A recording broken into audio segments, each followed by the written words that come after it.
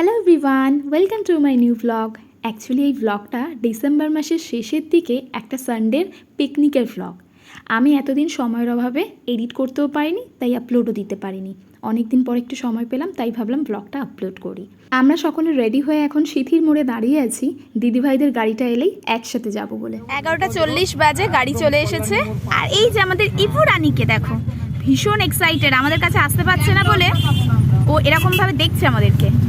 আর সামনে দিশা বসেছে, ড্রাইভার দাদা আছে, মা ওদিকে। এই যে আপনি ব্যাগটা নামান, আপনার মুখটা দেখাই যাচ্ছে না। পিছনে দিদি ভাই আর পুচকি। ছোটোবেলা থেকেই আমরা যে যানবাহনে ইউজ করি না কেন, মানে সেটা ট্যাক্সি হোক, ট্রেন হোক, বা ট্রাম অথবা অটো, একটু জানলার সাইডে বসতে আমরা প্রেফার করতাম, তাই না? ঠিক সেরকমই ইভাও কিন্তু জানলার সাইডে বসতে ভীষণ পছন্দ করে। আর ওকে দেখে নিশ্চয়ই বুঝতে পারছিলে যে ও কতটা এক্সাইটেড, ওইভাবে যেতে ভীষণ ভালোবাসে। এরপর আমাদের পিকনিক স্পটে পৌঁছতে পৌঁছতে অলমোস্ট 1টা বেজে গেছিলো। দেন আমরা গাড়ি থেকে নেমে স্পটের দিকে এগোচ্ছিলাম। সকলে মিলেই হাঁটছি, তবে আমার পুচকিটাকে দেখে মনে হচ্ছে যেন একটা পুতুল হাঁটছে। পিছন থেকে দেখে ভীষণ হাসছিলাম আমি। এবার তোমাদের পিকনিক স্পটটা একটু ঘুরিয়ে দেখাই, কতটা বড় জায়গাটা। 7 থেকে 8টা পিকনিক টিম খুব ভালোভাবে হেসে খেলে এই জায়গাতে পিকনিক করতে আসতে পারবে।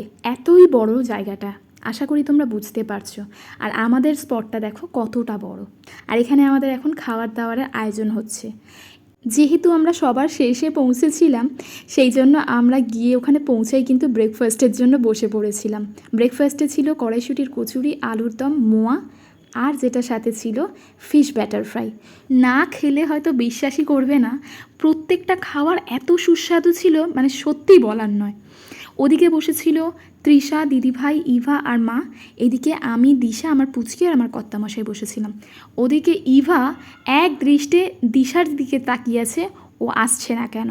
এরপর ওই যে বললাম ফিশ ব্যাটার ফ্রাইটা ভীষণ ভালো লেগেছিলো, তাই আরও একটা নিয়েছিলাম। এটা শেষ করতে না করতেই দেখলাম হাতে ধরিয়ে দিয়েছে একটা ডাব। সত্যি বলতে এই যে ডাবের আয়োজনটা, এটা আমার বেশ দারুণ লেগেছিল। এবারে বলি এই পিকনিকের অ্যারেঞ্জমেন্টে কারা ছিল।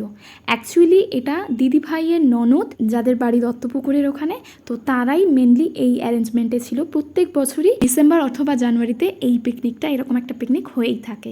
আর সেখানে আমাদের আমন্ত্রণ থাকে, আমরা যাইও। পিকনিক স্পট থেকে দিদিভাইয়ের ননদের বাড়ি, মানে ওই দিদিভাইয়ের বাড়ি ছিল মাত্র 2 মিনিটের হাঁটা পথ। সেই পথ দিয়ে যেতে যেতেই এমন সুন্দর সতেজ লাউ গাছ দেখে ভিডিও না করে আমি থাকতে পারলাম না। যাই হোক, এরপরে চলে গেছিলাম সেই দিদিভাইয়ের বাড়ি। এবারে গিয়ে ছাদে উঠেছিলাম তাদের। উঠেই এই গাছটার চোখে পড়লো, আমি দেখলাম। অ্যাকচুয়ালি ফলটা দেখে না, এটা ফল না ফুল কিছুই বুঝতে পারছিলাম না, ভালো করে দেখলাম। এরপর যখন একটু নিচের দিকে চোখ গেল, দেখলাম কটা বক ফুল হয়ে রয়েছে। তখনই বুঝতে পারলাম যে এটা বক ফুলের গাছ, যেটা আমি আগে কখনোই দেখিনি। এই বক ফুলটা না দেখলে সত্যি আমি জানতেও পারতাম না যে এটা বক ফুলের গাছ। একজন খুব জোর বকা খাচ্ছে, নোংরা খাচ্ছে, ভাত খাওয়ার সময় পেটে জায়গা থাকে না। এগুলো সময় কোনো সমস্যা নেই না, বুঝতে পারছে যে ওকে বকছে। দেখো কোথায় আছিস, কোথায় আছিস আমি বলেছি এতে। পিকনিকের ফার্স্ট পার্টটা আমি এখানেই শেষ করছি, না হলে অনেকটা বড় হয়ে যাবে। বাকি লাঞ্চে কী কী মেনু ছিল আর কেমন মজা করলাম সেটা আমি নেক্সট পার্টে শেয়ার করব। এখনের জন্য টাটা।